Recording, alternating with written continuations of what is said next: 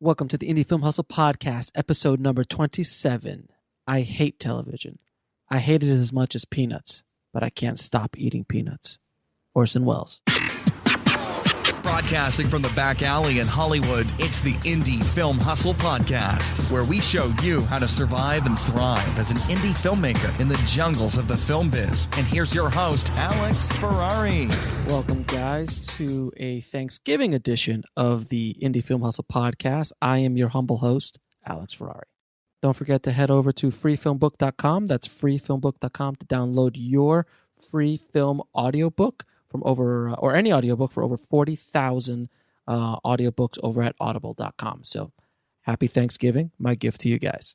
And this show is brought to you by indiefilmhacks.com. That's indiefilmhacks.com, which is our Guerrilla Indie Film School download over almost 7 hours of tutorials and videos to help you guys on your filmmaking journey. So head on over.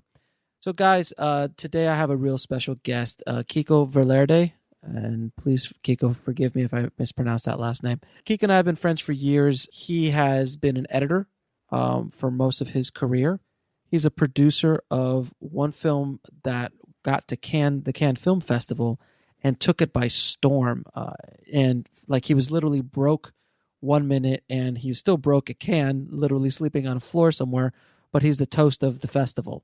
And then finally getting a shot to be on Jay Leno's YouTube show for Jay Leno's Garage, and just recently got picked up by CNBC, making it the highest rated show on the channel's history. And he's a producer on it as well. So did I also mention that he's an award-winning director as well? The man is truly remarkable. Kico has an amazing story. I wanted to bring him on the show to kind of inspire you guys, to show you what can be done. He's one of the hardest working guys and one of the nicest guys I know in the business. So without further ado, here's my interview with my main man, Kico. Kico, man, thank you so much for being on the show, man. I really appreciate taking the time out. I know you're a very, very busy man. Oh, no problem, man. It's my pleasure, man. Definitely. Cool, man. So we'll jump in. So, both you and I start off as editors, and we still obviously edit as well. How do you think being an editor has prepared you for what you're doing today in the business? You know what? Editing, I don't think I would have done it any differently. Like, people try to always figure out, like, how do you break into the industry, or what do you try to do, or what can best prepare you? And I think being an editor was, like, the best way to start. I started as an assistant editor, and I learned from other editors and stuff. But it just helped me develop my eye as a director and helped me become more of an efficient director and producer as well. You know exactly what you're going to need. You learn what works and what doesn't from other films that you work on. And I mean, being an editor was just one of those things where it just, like, I think really rounded me out as a filmmaker. Like I was really rough around the edges, and just working as assistant editor to an editor to editing anything, even editing weddings and quinceañeras when I was first coming up and stuff like that. Like, seriously, like it like you're everything is about telling the story. Everything is, and being an editor, you're taking images and telling stories and working with timing, and it just, like, I cannot tell you, like, I always tell people what's the best way to start. I said editing. I always tell people start with editing. Mm-hmm. I think editing and writing are the two, like, strongest ways to really get in, because it just really helps, like, form you as a filmmaker. Yeah, for me, for editing, I think as opposed to writing is an excellent way to get in, but writing is tough to make a daily income with that. It's extremely tough. So that's why I jumped into editing too, because it was like, okay, I could be PAing while I'm working on my craft, or I can be editing and learning about my craft. Absolutely. So it definitely kept my family afloat while I was just trying to, while we were struggling, we were trying to get my foot in the door. Like I tell you, quinceañeras and weddings, they pay well. So I did demo reels, for a long time, doing commercial demo reels. So I feel you, brother. Like, and that's the thing. A lot of people, they figure it out pretty quickly that this is not an easy business. And then when you and I were coming up, it was a lot different environment than it is today. Oh yeah. I mean, when you and I were coming up, there was competition, but it wasn't like, you still had to go drive somewhere to edit. Yeah. You couldn't edit at home as easily.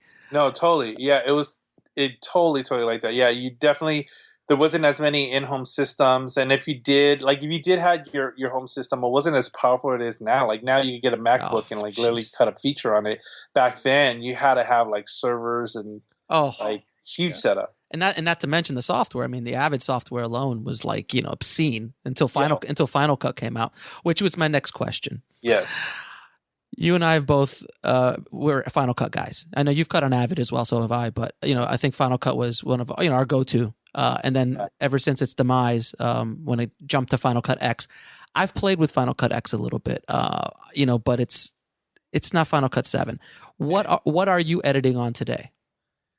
Yeah, it's a sensitive subject. I know. I know, dude. It's like you're talking about my woman. I was a hardcore Final Cut disciple too, man. Like Final Cut 7, I was like, I had the Bible of Apple. You know what I'm saying? Oh yeah, no, we drank the Kool-Aid, brother. We drank it.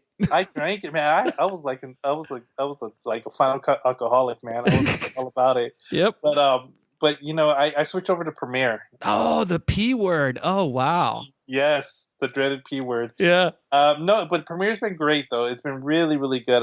It has its little quirks here and there, but other than that, I've really enjoyed it. I've really, really enjoyed it. Oh, nice, good. So yeah. I've kind of played with it a little bit. You know what I started editing on now? DaVinci. You know what? I have to dive into DaVinci. I got to download that demo. I've heard nothing but good things about it. Yeah, I actually started because I've been a colorist for a while, so I've been on DaVinci for a while. So when I saw the new editing software, I was like, well, this will do. How do you like it? I love it, man. It's it has kind of like best of both worlds. It has a little bit of the Final Cut and Premiere time. It's timeline based, obviously, like everything else, but it's not as iMovie-ish as Final Cut X is. But it has a little bit of both. It puts its foot in both worlds, which I think is a nice blend. But but for me, like if you want a full blown experience to master to, I mean, color grading right into DaVinci and editing right there. You could do sound there. You could do a bunch of stuff. It's pretty powerful though, and the price is right. Essentially, you can get it for free when you buy a camera, right? No, you can get it for free. Period. And then if you want to do higher end stuff like 2K and 4K, you've got to pay. But if not, you could download it for free, man. That's like it's like a app killer. Like, oh damn, yeah, that's why DaVinci runs color grading, like because essentially everybody can download it for free. Yeah. Only those few little things they lock out of it for the money so you can do it. But overall, 90% of the projects can run on it. So anyway, two editors are going off on a tangent on editing gear. So let's move. let's move on. So you've been working on a web series called Jay Leno's Garage. What's it like working and producing on such a high profile web series, and then also working with a legend like Jay Leno?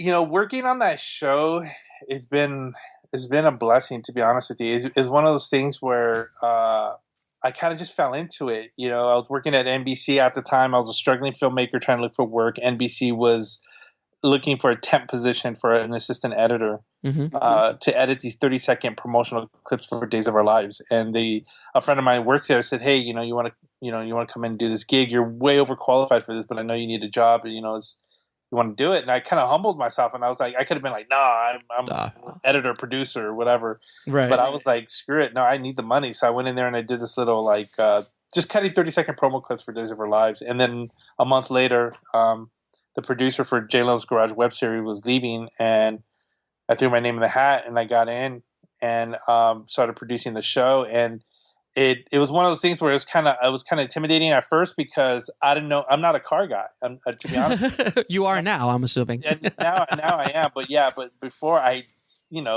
drove my little Prius, and that was good enough for me, and that was it. And right. And the Prius is a bad P word in the automotive industry. Like you say Prius, and if you're a car guy, you're like Prius.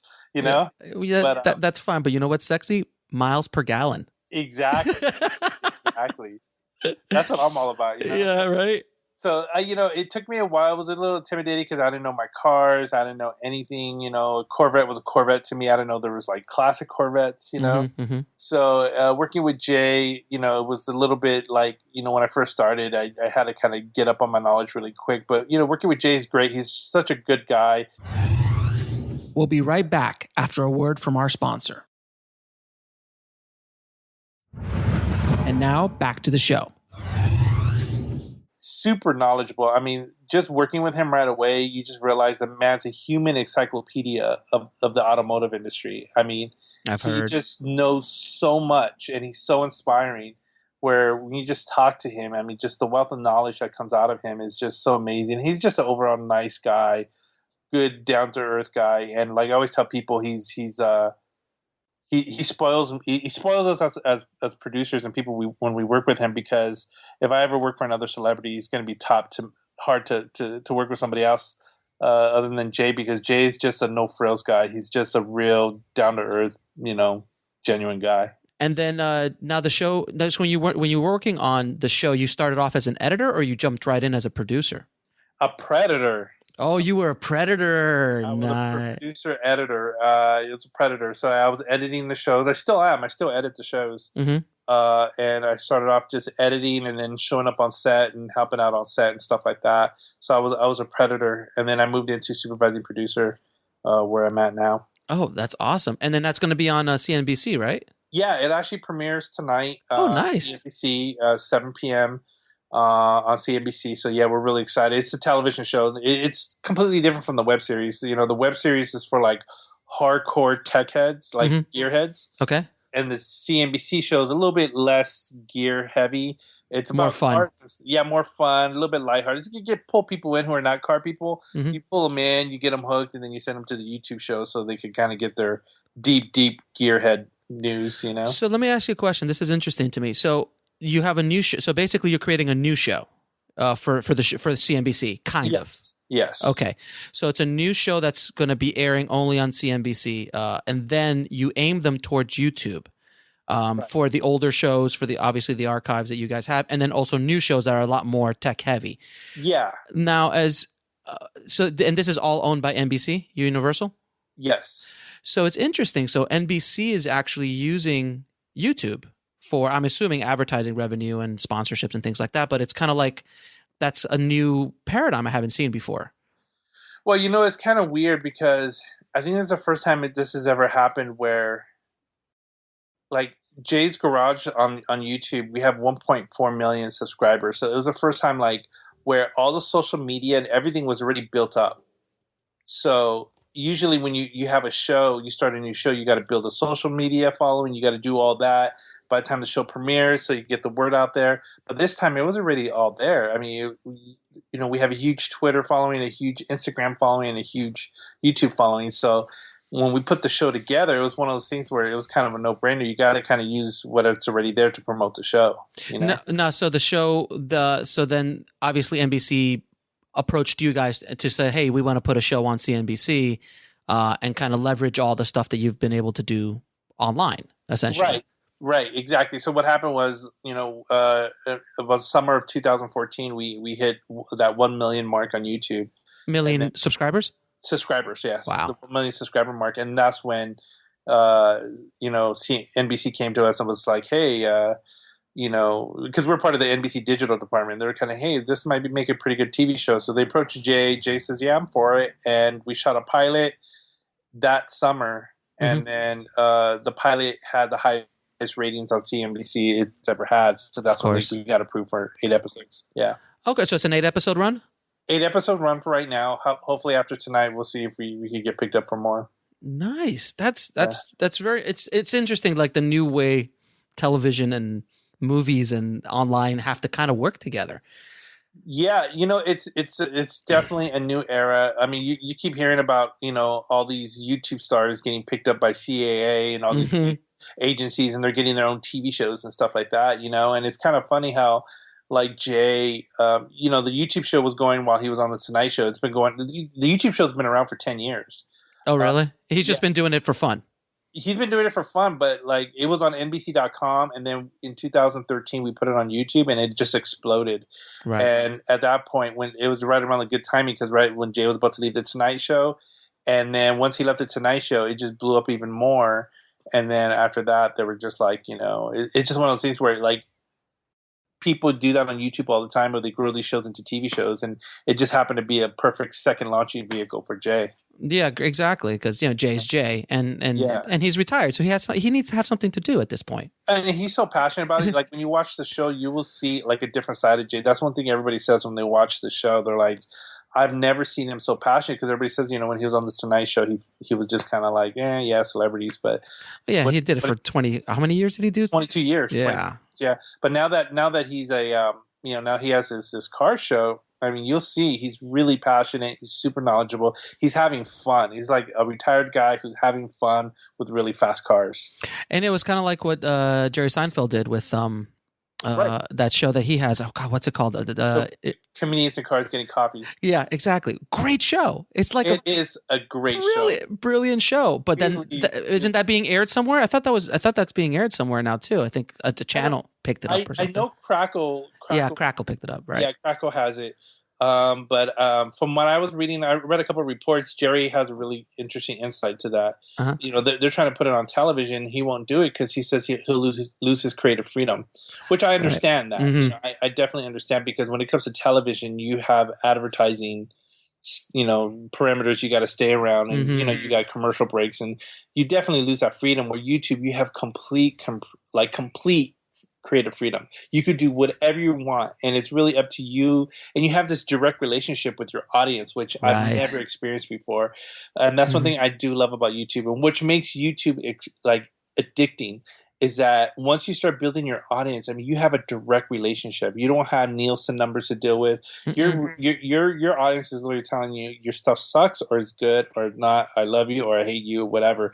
But it's like right there. You're right there in their faces, and it's a really, really cool thing. It makes it super addicting. Yeah, absolutely. No, that's the thing with all kind of social media. Once you start building up a proper audience, you have that interaction that's insane, especially as a creator, as an artist. Yeah, and they show your love, and then pretty soon advertisers start saying, "Oh wow, this guy has a huge YouTube following. Let me start advertising." And it's the future. Like I've always felt like YouTube, this whole online streaming, everything that we're doing right now, it's the future of the entertainment industry. It's just the entertainment industry needs to just embrace it more and just accept it and figure out how they can make it cutting edge. I mean, because essentially it's going to be like a guy like Jay, who obviously is a legend and a powerhouse in what he does, could easily just, even without NBC, finance the whole thing himself, create his own show, and have his own thing. And then he can have a series of different shows on his YouTube channel, and it's all Jay. And Jay's the last end of it. And I think that's where the future is. Everyone's going to be their own little studios. Absolutely. If they know how to deal with social media, know how to create that following, then and I think it's a great time for independent filmmakers and creators, like with web series and films and TV shows and other things like that. So it's really interesting. That's why I really wanted to get you on the show, because I wanted to kind of hear your dynamic about what's going on with that kind of show. And now this is just a selfish question. How was it winning an Emmy? You know what? It's been cool, man. It's been a really, really cool experience. The year I joined the show is the year that we won an Emmy, and it was just crazy. I happened to get on the show the same year, and it was one of those things where it's like, I can't believe this is happening. Like literally the year before, I was struggling for money. I was struggling to find a job. Right. And then a year later, I'm at the Emmys, and I'm like, what is going on? Right. But it's crazy, man. It's an honor, and we've been nominated 3 years after that. Oh, so awesome. I got nominated for 3 years in a row, and it's just like every year you're just like, whoa, like it's an honor just to be nominated, and be amongst those other great shows that are out there. It's just crazy. It's just a once in a lifetime experience, But you have, so, and actually being at the show must have been just surreal. Oh man, it was crazy. It's like you look around and you got like Bryan Cranston right there. Right. Like, I met Steven Soderbergh, which was crazy. I'm a huge Steven Soderbergh fan, and Sure. and he was like right there at the bar, and I was like staring at him, and he probably thought I was some crazy stalker, but I was like, he's like some 6'3" Mexican just staring at him. which is rare as a general statement. There's not a lot of 6'3" Mexicans out there, let alone staring at Steven Soderbergh. So seriously, I was staring at him. He looked at me. He's like, "How you doing?" I'm like, "I'm good, man." I just want to tell you, I'm a big fan. He's like, "Oh, cool, thanks." But security. Yeah, exactly. It was just like one of those things where it was just insane. Like, people were just like people you've watched on television, producers, directors. I was sitting there doing shots with an Emmy award-winning director from House. I was like, he was like, "Oh, what's your name?" I'm Kico. I do Jay Leno's. Oh, I love Jay Leno's Garage. What do you show to you? I direct House. I just won an Emmy. He showed me his Emmy. I was like, "What?" It was just like crazy. And we were doing shots together. It's just awesome, man. It was a really awesome experience, and I was glad I was able to take my wife. My wife went to the Emmys with me one year, and it was good times. Yeah. Oh, that must have been awesome. We'll be right back after a word from our sponsor. And now back to the show. Yeah. So what advice do you have for someone wanting to start up a web series nowadays? Oh man, there's so much advice I could give them. A couple of nuggets. One thing I could say is if you're gonna build a web channel or a YouTube channel, plan it out. Really think about what you're gonna shoot, what your content is, who's your audience, who you're trying to target. Mm-hmm. And have a clear understanding of that. And even when it comes down to like creating your logo, your little thumbnail picture on YouTube, all that has to be thought out, because once you come up with the vibe and a look and your brand, you got to stick to it, because YouTubers, they love what do you call that? They don't like change, and once they see something, they want to hold on to it, and you got to make sure you come through. So even with your shows, when you come out, consistency, you have to come out every week. If you're going to be a weekly show, you better come out with a show every week and be ready to put out a show every week. If you come out and you miss a week here or there, or you miss, a month here or there, they're going to forget about you and move on. If you're consistent, you will build your audience, and it takes a while. You got to be patient. I know people are expecting big YouTube fame right out of the gate, but some of these people have been running the YouTube channels 2 or 3 years before they really explode. Mm-hmm. You just got to be ready and be willing and committed to doing that, to putting out a show every week or every day, whatever you want to do. But every week would probably be a little bit more feasible. And just make sure you just know how to target your audience and who you're trying to target, Very cool. Very cool. Mm-hmm. Now, The Shooting Star Salesman, which was your directorial debut, how was it transitioning from being a Predator to being a director? Well, actually, I did The Shooting Star Salesman before I started working at NBC. Actually. Oh, there you go. Yeah, I actually directed that film before. It's funny because as soon as I was done directing that film, I was broke, and I needed a job.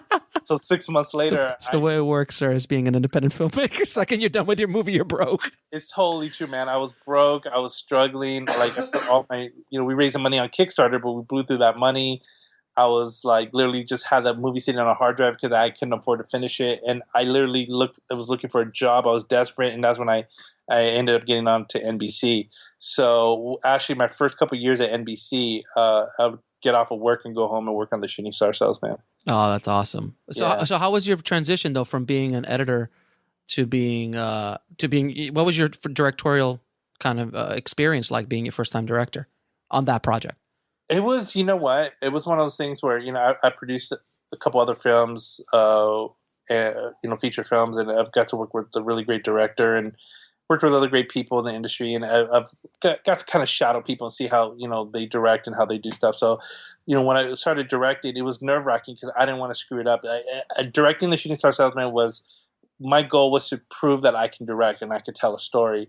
And it was one of those things where it was nerve-wracking, but it felt good. It felt like that's where I was supposed to be, Right. And it was amazing, man. I had so much fun. I had a great team. and it was a complete adventure, man, and I had a great time doing it. It was a breath of fresh air. Now, when you were once the movie was finally done, what was your experience like, kind of marketing it and getting some attention for the project? Yeah, man, that was hard. That was Yeah, really, really hard. The first year, I like that you just started that conversation, that sentence like that. The first year of marketing. the first year, yeah, it was the first year of us putting it out there. Like it was practically like we're begging people to watch it. Like, Right. please watch our film. And you're going to festivals, submitting it to festivals and stuff, and it just wasn't getting any traction. I mean, I think I submitted to over 50 festivals, and I only got into two. Oh wow, really? Yeah, I got turned down left and right. It was bad. It was But why? It's a depressing. good film, and it seems like it would fit beautifully in a schedule, like so you can program it nicely. No, man. We got turned down from the first festival to ever accept me, and it was after almost a year of submitting it, Uh-huh. was the New York Latino, the HBO New Sure. York Latino Film Festival. They were the first ones to take me, and before that, I was getting turned down left and right, and I was kept, you start questioning yourself as an artist. You're like, dude, do I suck? Like, am I delusional here? Does my film suck? And I'm thinking it's good, but it really sucks. Right. And it was one of those things where it was so depressing. And then when the New York Latino Film Festival took it, I was like, okay, good. There's hope. Right. And then it was just one of those things where I had to figure out another way of doing it, of getting it out there, and you could create a trailer and put it out there, but it's there's so many films out there, so many short films that, like, it's hard for people to sit there and watch it, like to sit there and want to watch it or be a part of it. So it took a little while. It took me like I made a behind the scenes making of it. That helped out a little bit. People got interested because once they started seeing the behind the scenes, It was beautiful. It was beautiful. Yeah, thank you.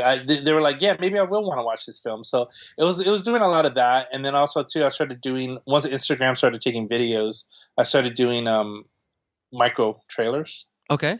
15-second trailers. 50-second trailers, and then if a festival accepted me and I knew we were going to screen at the festival, I'd put the festival logo at the end, just to put it out there so people, like, not only you're branding your film, but you're branding the festival too, and you're like, hey, and they appreciated that. So stuff like that, I just started doing it, and it started spreading the word. Programmers started talking to each other like, hey, you got to see this film, The Shooting Star Salesman. And that's the thing, you really got to get programmers to watch your films, because they may not accept your film into their festival, but they talk to other programmers. Right. And they're like, hey, so programmer, you should watch this film. I didn't have it at my festival. I wanted to, for whatever reason, I couldn't put it in, but you should consider it. And then they say, oh yeah, I love this film, let's program it. And then they reach out to you. So it's really about getting programmers to watch it and getting them to talk about your film, because that's how you'll definitely start getting the buzz. Very cool. Now, how was it working with such a ridiculously amazing cast like Yancy Arias, Jason Gedrick, and Sidney Poitier? Oh man, Yancey was amazing. Yancey's just, first of all, Yancey's the man. Just to say it. Let's just say it. He's the man, dude. He's such an amazing talent, both in just acting and then directing and producing too. He's really, really an inspiration, and working with him was so great, man. He trusted me. I mean, it was my first time directing, and he was, he has a resume that's amazing, and for him to say, yeah, I trust you as my director, I was like, whoa, that was an honor. And him working with my son, because my son starred in the film, it was just one of those things where he just, like, they just got along like as buddies, and they just worked together so well. Yancey kind of, took him under his wing, as I was, trying to prep Elijah. He helped out with me prepping Elijah. And he just, Yancey just dove into the character. He did his homework. He'd call me every night and be like, hey, ask certain questions about the character. I mean, for being a short film, this is not a feature film. This is not a studio film whatsoever. This is complete independent. And he just did his homework. He studied. He was really fascinated by the character, and he just did his own homework on it, and took chances on stuff that I didn't even think about that worked out perfectly. So it was a complete honor to work with him. And then of course he brought on Sidney Poitier and Jason Gedrick, who are both amazing to work with too. Sidney, she would do little subtle stuff that I didn't notice until post. That was like, brilliant. Like, she would do certain things and say her line a certain way, or look at Elijah or Yancey a certain way, and I was like, wow, that's brilliant. That says a lot without saying anything, and she was great. It was, like when I watched the movie and I saw Jason in it, I was like, one of my favorite movies growing up was The Heavenly Kid.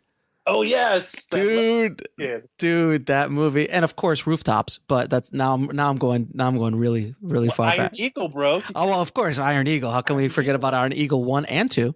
Dude. But Heavenly Kid, man, I freaking loved Heavenly Kid growing up. So when I saw him, I'm like, oh, that's awesome. Yeah, it's like we geek out that way.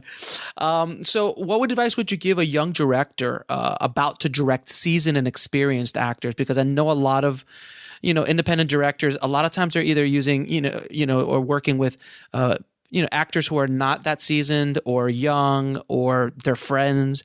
And then when you work with a real professional, there is a shift, because that's what happened with me. I mean, when I directed my stuff, I directed mostly, young actors who had never. But then the second I started working with real professional and seasoned actors, the game changes. So what advice would you give to a young director working with some seasoned and experienced actors for the first time? We'll be right back after a word from our sponsor. And now back to the show. Working with a seasoned actor, I would say, like, keep an open mind. I know a lot of times you walk in there as a director and you have your vision and you have what you want to do in a scene. But I love to keep my set like open and collaborative. And when you do that, an actor really appreciates that. And I think working with Yancey, he made a lot of suggestions where, I could have been like, no, this is the way I want to do it, and that's it, But I heard Yancey out, and I said, you know what? We have time. Let's keep our options open. Let's shoot it the way you saw it, and I want to shoot it the way I saw it, and then let's see what happens in the editing room. Mm-hmm. Because it's really about film. Like I think any type of film lives stronger when it's a collaborative environment. Mm-hmm. And if you become an iron fist and say, no, this is the way I want to do it, and that's it, and then you're choking your film. So it's very good advice. It's actually really, really good advice. So how did you get involved producing those two feature films that you did, PVC 1 and, please pronounce it for me? Metroa.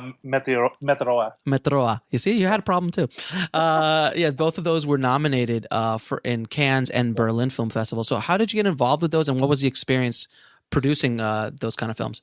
Well, PVC 1 was the first feature film I ever produced, and that film, what happened was, it's a crazy story, but I was working at Apple at the time teaching Final Cut Pro. Of course, because you drank the Kool-Aid. I got you. Because I drank the Kool-Aid, I had to run it through an IV. Right. And I was teaching Final Cut Pro, and I ran into an old high school friend of mine I hadn't seen in like 15 years.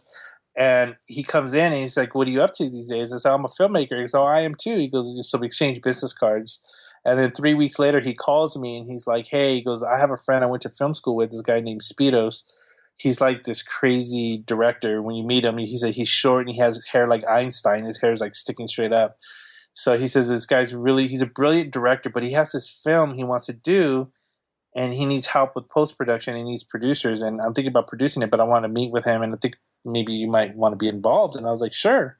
So I met with this director. I met with my high school buddy and this director, and he had this idea about shooting this film in one shot, 85 minutes, about this woman in Colombia who had a bomb strapped to her neck. Wait a minute. Hold on a second. Is this that movie? Yeah. This is the movie that I heard about, that they did the whole thing in one, it won like an award at Cannes, a technical award, because it did the whole thing in one shot? Yeah. Holy cow, man. I didn't connect the two. Yeah. That thing was huge. I mean, everybody was talking about that movie because of what he did. That was like an insane movie. Oh, yeah. Awesome. Yeah, literally, we shot the film for $4,000. Speedos went to Colombia, shot the film, one shot, brought it back here to the U.S. We did all the post-production. Post-production meaning what? Looking at it and doing audio. Basically, unfortunately, it was so humid in Colombia when we shot it, and we shot it on the DVX 100 on mini DV tape. Oh, Jesus Christ! And it's when the 85-minute DVX tapes came out. Remember? Yeah. We literally took it to the end of the tape, and by the time he got the tape back, it was so humid that the tape started like coming apart, like basically like getting molds. So there's a lot of parts in the film that like got digital hits. So we had to go in there Clean it up. and rebuild pixel by pixel those images. And also too, it was a lot of sound design. Okay. Yeah, a lot of sound design. Since it was one shot, there was really no editing. Right. It was more, adjusting exposure throughout the film and doing the color correction. Gotcha. And doing the sound design. So yeah, so we did the film, and then I took it around, try to get around Hollywood, try to get people to see it, and people watched it and wanted to go straight to DVD. We told them we wanted to go to cons. Everybody laughed in our face. All right. Said, no way you guys can be able to go to cons. There's no way. So we ended up taking the film back, and we submitted ourselves, and we got into cons, and we got nominated. And did you go to con? Yes. How was that? Amazing. It was just as amazing as I thought it would be, even more. Now you're still broke during this time, right? Oh, hella broke. Yeah. Okay. Yeah, I was working for Apple, but I mean, I was getting paid. I mean, I was getting like $900 every 2 weeks. Nice. I tried to support my wife and my kids, Jesus, man. Yeah, That's craziness. But you're like, hey, I'm a kid. I had to take out a loan to go, man. I remember I took out a loan for $5,000 to go to cons for 2 weeks. Jesus, man. And we all slept in this small apartment in cons. We all like slept on the floor while we were there. So very, very, very luxurious. Yeah, I mean, seriously, like literally, we walked the red carpet, come back, and then go to bed and sleep on the floor. Like it was crazy, but it was like the best experience of my life, man. I mean, God, who's the guy who directed Spider-Man, the first Spider-Man? Sam Raimi. Sam Raimi. We were sitting in the Hollywood Reporter tent, right, and we're all the hustle and bustle, like all these agents were like pulling at us, and oh yeah, we want to sign you. So we're sitting there, and this man comes up to us and says, "Are you the PVC One guys?" And we're like, "Yeah." He goes, "I'm a huge fan. Congratulations. I watched your film on the plane ride over. I can't wait to see what you guys do next." And he shook our hands and he walked away. I had no clue who he was. My executive producer was like, "Do you know who that was?" I'm like, "No." He goes, "That's Sam Raimi." I'm like, "What?" I had no clue. Sam Raimi came up to us and just gave us so much love and so much praise. And I just didn't even realize that was him because it was just so many people, so much hustle bustle around. Yeah, it was crazy. That's awesome, dude. That's a great story. Yeah. It was really, really crazy. So, let me ask you another question. Why do you love the business? What is it about this ridiculously unpredictable lunacy that is the film business? Why do you love it so much? I think I love, at the end of the day, telling stories, man. Like at the end of the day, it's really being able to create images and to tell stories is my passion. I can't see myself doing anything else, I can't see myself being like a teacher. I can see myself being a police officer. I'm passionate about telling stories, getting in there and just really beautifully telling a story, and working with a creative team and doing that. I mean, at the end of the day, I just love that. I breathe it. I eat it. I love being a part of it. I think as a kid, I was always fascinated by Steven Spielberg movies and how they do this and how to do that. And now to be the person creating those worlds and those images, it's like, it's awesome, It is. It's, and I'm sure all of us, I think every filmmaker at one point or another has that question, that has that conversation with themselves. Like, do I continue? Do I keep going? Is this worth it? Should I change course? I don't know about you. Have you had that conversation with yourself? Oh my God. I've had that conversation with my wife. Which is much worse. Which is much worse than having it with yourself. And my wife is like she's like Sharon Moonstruck. She slaps me. Is like, snap out of it, Well, a Moonstruck reference, nice. Yeah. So she my wife's been so supportive, and I wouldn't be here without her because she's been definitely my rock and my foundation. Because there's so many times where I just wanted to quit. I mean, from just projects not turning out the way I wanted them to turn out, and getting just not getting the reaction I wanted to just having bad, fallouts with crew or with team people you work with and stuff like that. So it's one of those things where you just like, so many ups and downs. It's definitely a roller coaster ride working in this business. And it's definitely, one of those, I've had many conversations where, do I really want to keep doing this? Is this really worth it? Am I too old? Am I too young? Am I too old to be doing this? Yeah. It's like that kind of thing. Cause it is a young man's game. It is and it isn't. It is and it isn't, because I think that, you know, the young is great and they have experience that you and I never did. Like, they grew up with this stuff. They've been editing since they were 10. Yeah. You know what I mean? So it's different, but there's something to be said about experience. There is. There really, really, really, really is. And I think a lot of these kids coming up, I mean, they're super talented, but there's something about having life experiences that adds an extra depth to your films. Not only that, just not only life experience to like make you more flavorful as an artist, but just business experience, the film business experience, which is, you know, you could be a fantastic artist, but this business will eat you up and spit you out without question. I mean, like I've had that conversation with myself a million times, literally like, okay, I don't know if I'm going to keep going. I don't know if I'm going to keep going. And then the only answer I've ever come up with, like, so what are you going to do? Yeah. That's the, like, okay, what else? What are you going to go do? Get a job where? What are you going to do if you can't do this? So we'll be right back after a word from our sponsor. And now back to the show. That's honestly, this is the only thing I've been good at. Like, I have friends who are good at like cooking. I have friends who are good at like fixing cars or fixing up cars. I have friends that are just amazing at all kinds of different stuff. I have friends who are great lawyers, great this and that, and mathematicians and whatever. But when this is the only, even video games. I have friends who are like brilliant at playing video games, and which is a profession nowadays, which is hilarious. Yeah. This is the only thing I'm good at. This is the only thing where I got a story, I can shoot it, I can edit it, I can make it gorgeous. It's the only thing I've ever been good at. So you're obviously working on Jay Leno's show right now. Now, are you going to be doing any more feature work, independent work, shorts? Are you going to be directing again anytime soon? Oh, well, yeah, definitely. I'm working on another short right now. I'm trying to get together, and I'm actually just got attached to my first feature film. Oh, great! Yeah, so we're just waiting for the funding, but I'm attached to it. Nice. Yeah. Congrats, man! Congrats. Thank you, brother. Hey, man, I know. Look, I know how that game is played too. So, yeah, congrats. So, this is the toughest question I'm going to ask you the entire interview. Okay. Prepare yourself. Okay. What are your top 3 favorite films of all time? Oh.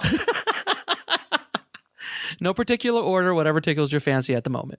Oh. Damn, that's so hard. I get every guest of mine does the exact same. Oh. There's one film.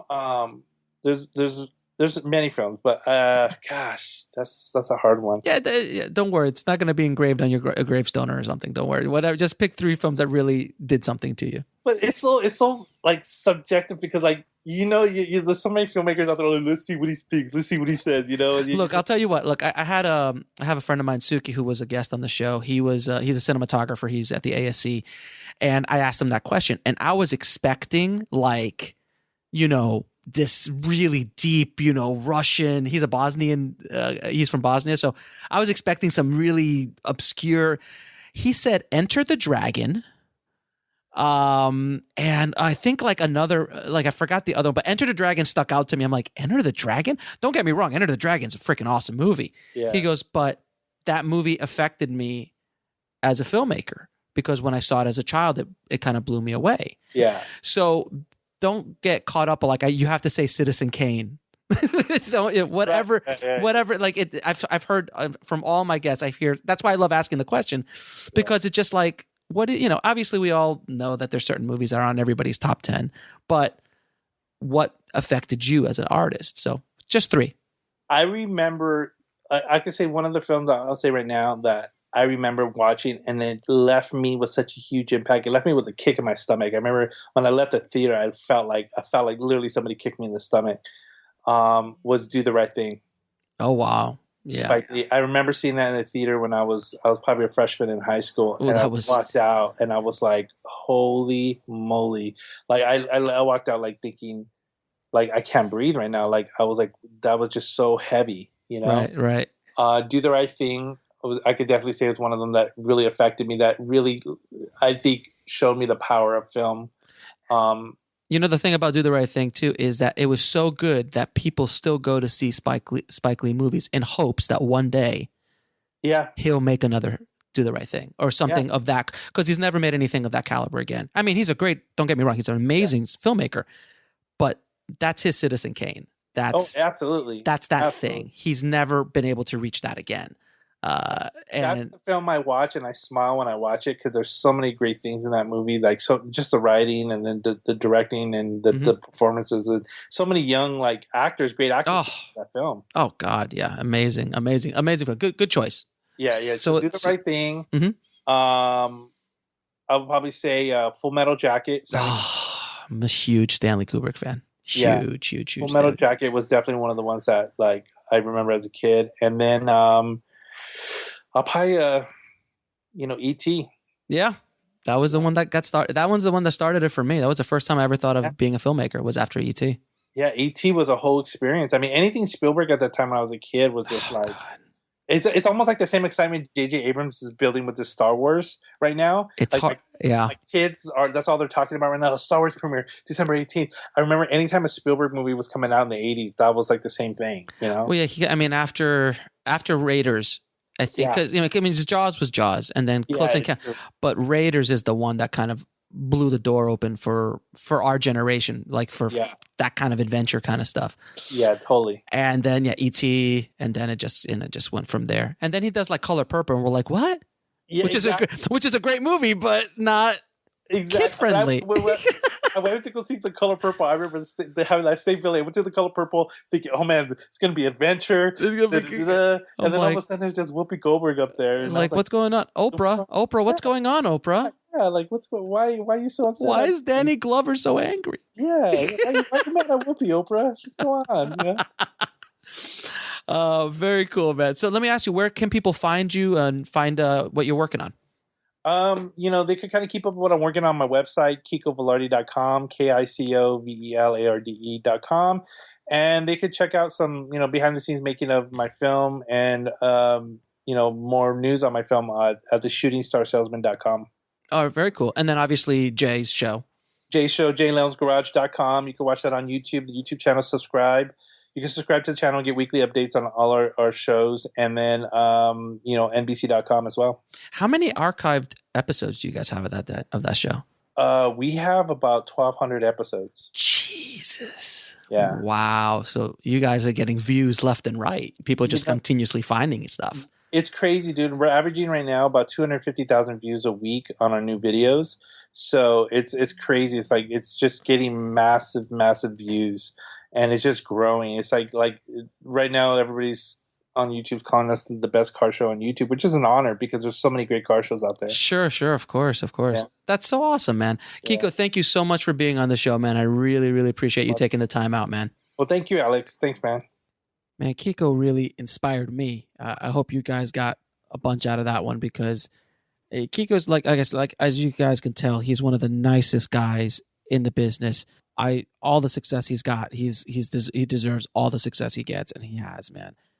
He's busted his ass for years, and he's come up on top right now. So I wish him nothing but the best, and I hope it serves as an inspiration to you guys that sometimes this business, well, not sometimes, pretty much all the time, it's brutal. It's tough. It's tough to make it in this business. It's tough to be able to make money in this business, to provide for your family. I mean, he was sleeping on the floor, and just like Kiko, man, he took that little job doing really, promos for NBC Online, and it was really beneath his skill set and where he was.